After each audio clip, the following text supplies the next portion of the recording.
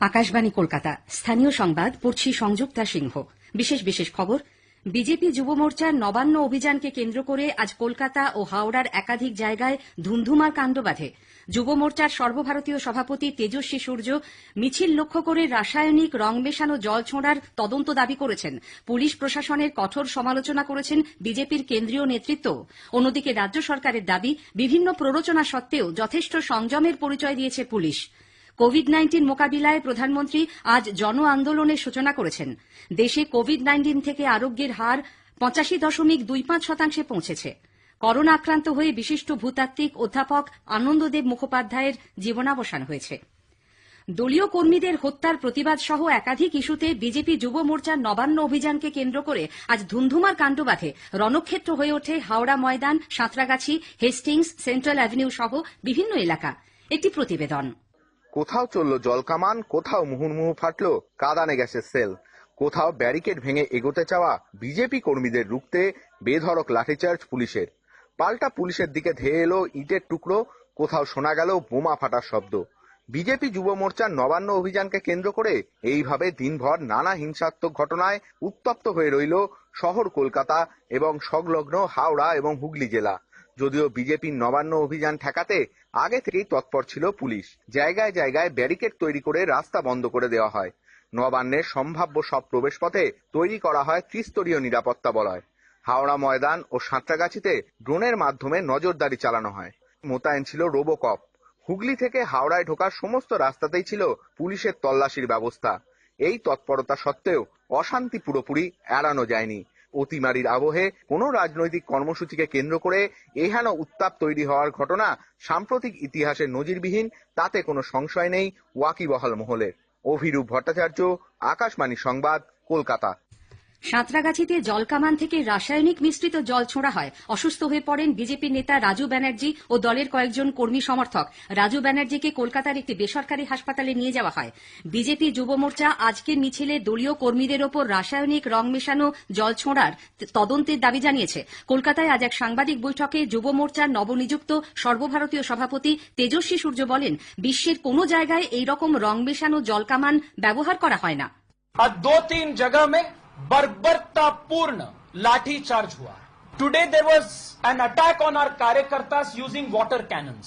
What is surprising, a dark blue chemical was used in this water cannon, which results in vomiting and burning of the skin.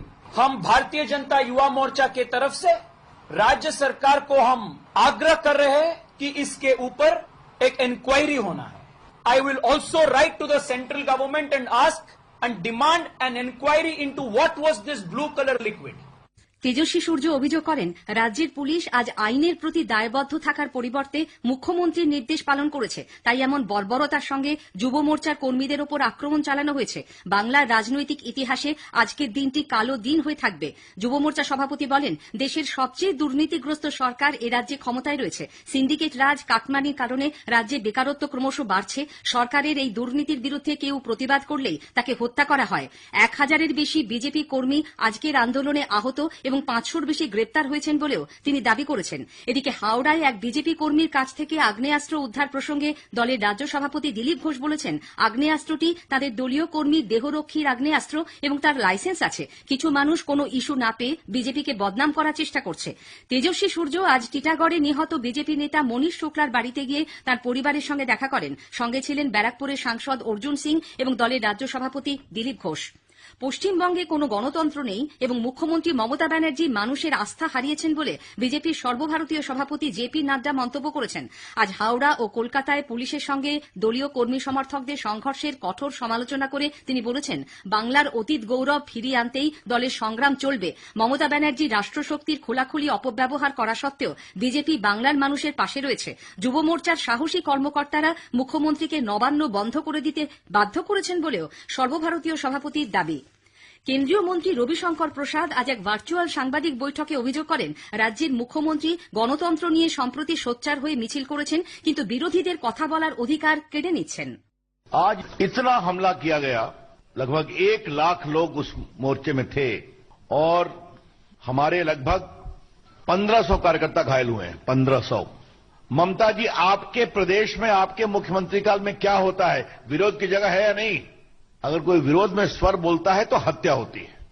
और हम ये बहुत विनम्रता से कहना चाहते हैं ममता जी और टीएमसी को कि अगर आपको लगता है कि लाठी से और पुलिसिया दमन से आप भाजपा के विस्तार को बंगाल में रोक लेंगी तो आप इसमें सफल नहीं होंगी। বিজেপির নবান্ন অভিযানকে কেন্দ্র করে বিভিন্ন রকম প্ররোচনা ও হিংসাত্মক ঘটনা সত্ত্বেও পুলিশ যথেষ্ট সংযম দেখিয়েছে বলে রাজ্য সরকার দাবি করেছে। আজ ভবানী ভবনে এক সাংবাদিক বৈঠকে মুখ্য সচিব আলাপন বন্দ্যোপাধ্যায় বলেন, নবান্ন অভিযান করার গত সন্ধ্যায় অনুমতি চেয়েছে। রাজ্য সরকারের স্বরাষ্ট্র দফতর উত্তর দিয়ে জানান যে এই প্রয়াস সুপ্রিম কোর্টের সাম্প্রতিকতম নির্দেশ তার সঙ্গে সঙ্গতিপূর্ণ নয়। অতিমারি উপলক্ষে কেন্দ্রীয় সরকার এবং এনডিএমএ যে নির্দেশ তারও এটা পরিপন্থী। তাছাড়া নবান্নের চারপাশে তো 144 ধারা আছেই।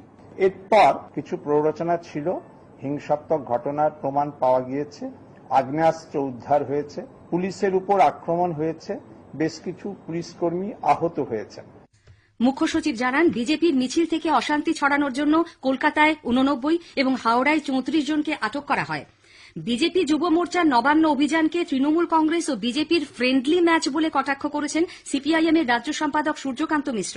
আজ কোচবিহারে সাংবাদিকদের তিনি বলেন, বিজেপির সঙ্গে লড়াই করতে না পেরেই মুখ্যমন্ত্রী নবান্নে তালা মেরেছেন। নবান্ন অভিযান থেকে ফেরার পথে পূর্ব বর্ধমানের পালশির টোল প্লাজার কর্মীদের মারধরের অভিযোগ উঠেছে বিজেপি কর্মী সমর্থকদের বিরুদ্ধে। জানা গেছে, যান্ত্রিক গোলযোগের কারণে 4 নম্বর গেট আটকে যাওয়া নিয়ে টোল প্লাজার কর্মীদের সঙ্গে বিজেপির অভিযান ফেরত লোকেদের বচসা বাধে। টোল প্লাজার ভেতরে ঢুকে কর্মীদের লোহার রড, লাঠি দিয়ে মারধর করা হয় বলে অভিযোগ। গুরুতর জখম হন এক কর্মী। খবর করতে গিয়ে এক চিত্র সাংবাদিকও আক্রান্ত হন।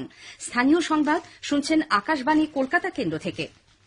আসন্ন উৎসব ও শীতের মরশুম এবং অর্থনৈতিক কাজকর্ম শুরু হয়ে যাবার কথা মাথায় রেখে প্রধানমন্ত্রী নরেন্দ্র মোদী কোভিড-19 মোকাবিলায় জন আন্দোলনের সূচনা করেছেন। টুইট করে জনসাধারণের প্রতি করোনার বিরুদ্ধে একজোট হয়ে লড়াই করার আবেদন জানিয়েছেন তিনি। অনুরোধ করেছেন মাস্ক পরা, হাত ধোয়া ও সামাজিক দূরত্বের কথা মনে রাখতে এবং 2 গজের শারীরিক দূরত্ব রক্ষার অভ্যাস গড়ে তুলতে। প্রধানমন্ত্রী বলেছেন, ভারত ঐক্যবদ্ধভাবে কোভিড-19 এর বিরুদ্ধে লড়াইয়ে জয়ী হবে। এই লড়াই জনগণের দ্বারা চালিত এবং তাতে বিপুল শক্তি যোগাচ্ছেন করোনা যোদ্ধারা। সকলের সংঘবদ্ধ প্রচেষ্টা বহু মানুষের প্রাণ রক্ষা করেছে। এই প্রয়াস ধরে রাখতে হবে। ভাইরাস থেকে রক্ষা করতে হবে আমাদের নাগরিকদের। কোভিড-19 এর বিরুদ্ধে জন আন্দোলনের সূচনায় আজ আকাশবাণী ভবনে সংবাদ বিভাগের কর্মীরা মুখে মাস্ক ঠিকমতো পরা, সামাজিক দূরত্ব বজায় রাখা এবং ভালোভাবে হাত ধোয়ার শপথ নেন। করোনা মোকাবিলায় সিএবি সভাপতি অভিষেক ডালমিয়া বার্তা দিলেন, ভারতে করোনা ভাইরাসের ঘটনা বাড়ার সাথে সাথে কোভিড-19 সম্পর্কে সচেতনতা ছড়িয়ে দিতে অল ইন্ডিয়া রেডিওর এই উদ্যোগ। এই কঠিন পরিস্থিতিতে আমাদের রক্ষার জন্য লোকস্থানে মাস্ক পরুন এবং শারীরিক দূরত্ব বজায় রাখার চেষ্টা করুন। যদি বাড়ির বাইরে বেরিয়ে আসতে হয় তবে নিশ্চয়ই বাড়ি ফিরে ভালোভাবে হাত ধুয়ে নেবেন সাবান জল বা স্যানিটাইজার দিয়ে। লোকেরা সচেতন হলে সমস্যা কম হবে।